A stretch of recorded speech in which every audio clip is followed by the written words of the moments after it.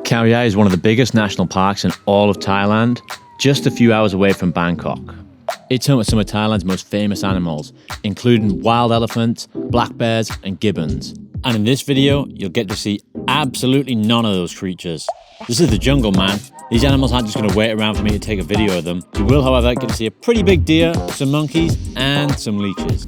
Despite the lack of wildlife that I saw this day, Khao Yai is still a beautiful national park, with some of the best hiking in Thailand and some picturesque scenic spots too. And in this video, I want to talk about how to get there, accommodation near the park, some recommendations of things to do in the park, and most importantly, how to do a hike within the national park. As always, I've tried my best to capture some really nice footage of the area as well.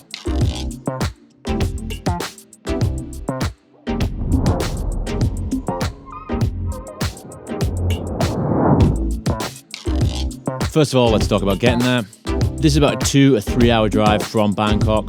I managed to get a private taxi there. It cost about 2,000 baht one way, which I think was a pretty good deal. I'll link my taxi contact as well as any other information in the links down below. Most people who are staying in Khao Yai will stay to the north of the national park. This seemed to be where most of the accommodation was situated. And one thing that surprised me as we pulled in was a lot of the accommodation seemed to be really nice. There was a lot of 5-star hotels around. We even decided to splash out on this glamping resort. Usually I would think glamping is a bit excessive when you're out in nature. This is ridiculous.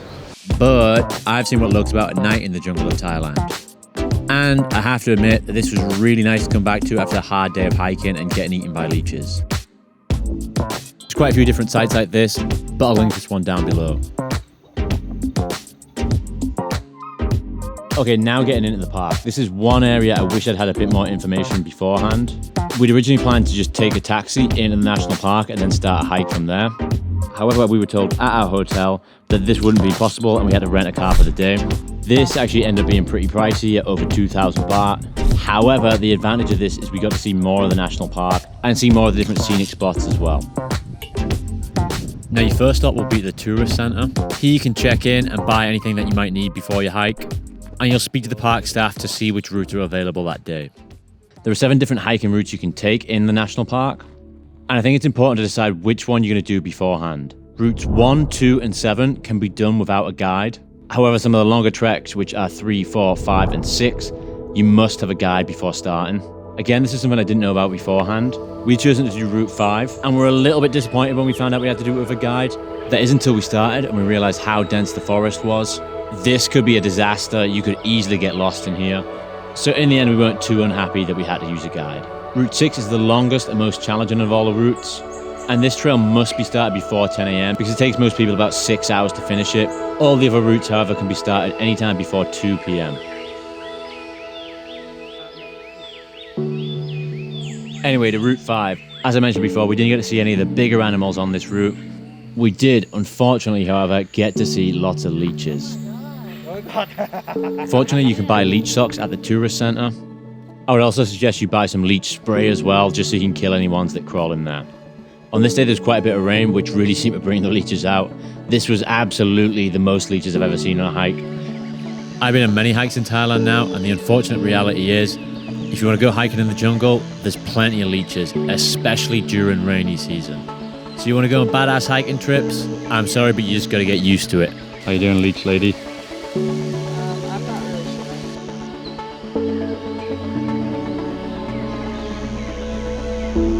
sure. Although we didn't get to see any of the bigger animals, we did get to see elephant and bear tracks. You can see this elephant footprint, elephant poo, and where a bear had scratched this tree.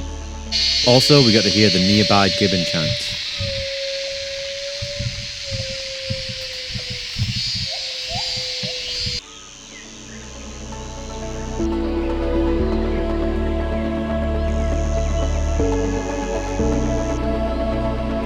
The hike itself was not too bad. It took about 3 hours. Unfortunately, it did rain halfway through, which kind of ruined it.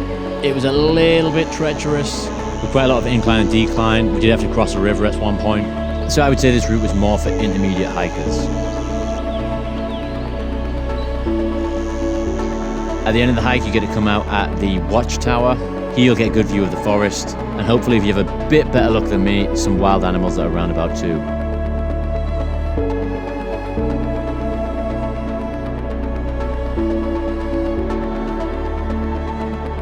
So after that we hopped back in our van to Khao Yai Waterfall, about a 20-minute drive away.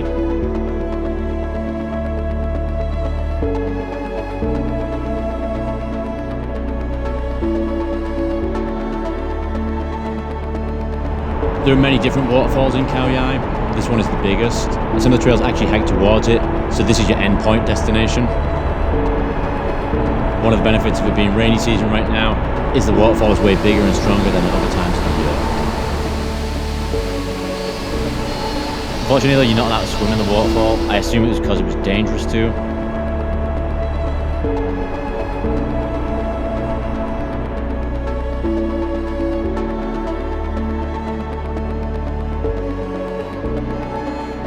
On the way to our final stop of the day, we did manage to run into some macaques crossing the road. Macaques are the most common type of monkey in Khao Yai, so it is quite likely that you'll see some here. We also ran into this huge sandball deer.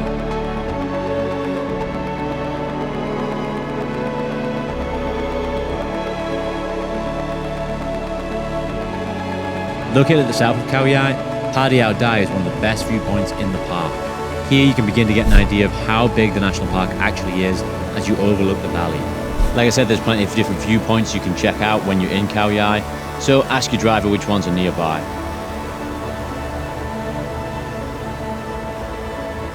Overall, I enjoyed Khao Yai, even though I wish I'd seen a couple more of the bigger animals. If you do want to see some more wildlife though, check out my video about Koh Lipe. Here I did get to see a lot of the underwater wildlife on my diving trip.